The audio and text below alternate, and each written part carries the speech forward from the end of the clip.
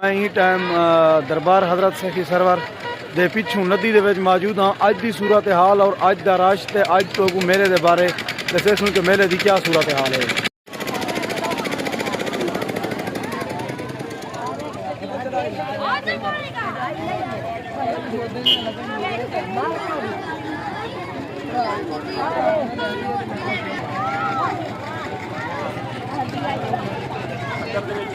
उस्ताद जी ठीक ही कितू आया वधी मुल्तान विच कदन आई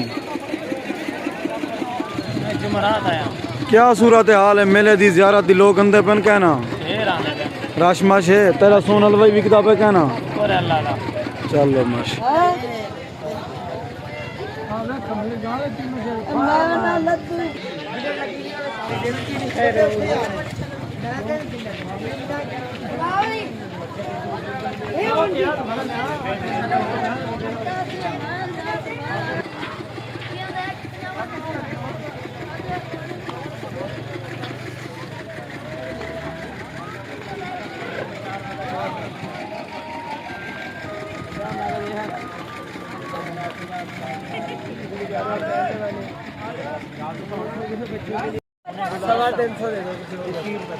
की हाल चाल है ठीक हो खरियत है कितू आया वधी जिया मियाँ चन्नू तू मेले दी क्या सूरत हाल है लोग अंदर पहन कहना बड़े बड़े लोग आ रहे हैं। अच्छा जी अच्छा।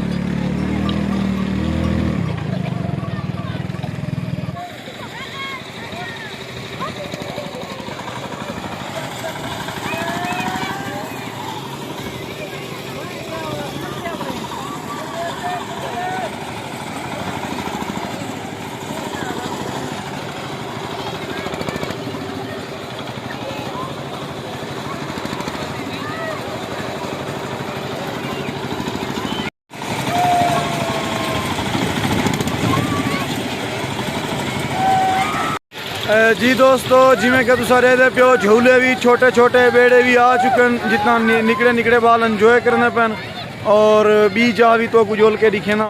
जी दोस्तों मैं ही टाइम जरा हजरत सखी सरवर जहाँ बेरियां वाले पहाड़ के उत्ते चंबे के नाल वधन था तो थोड़े जहाँ तो कुछ झलकियाँ दिखा लियन से मेले दियाँ और मेले के बारे वाल तुसा कमेंट जरूर करे सो तुआरे नाल डेली बेस के उत्ते मेले के हवाले नाल वीडियो शेयर करते रहे सूँ। अल्लाह पाक तुसा दोस्तों को सलामत रखे। सारे दोस्तों ने छोटी जी गुजारिश है सारे यूट्यूब चैनल को फार बुलानी को सब्सक्राइब करके नाल कमेंट भी करे सो। अल्लाह पाक तो आपको अपने हिफ्ज़ व अमान च रखे।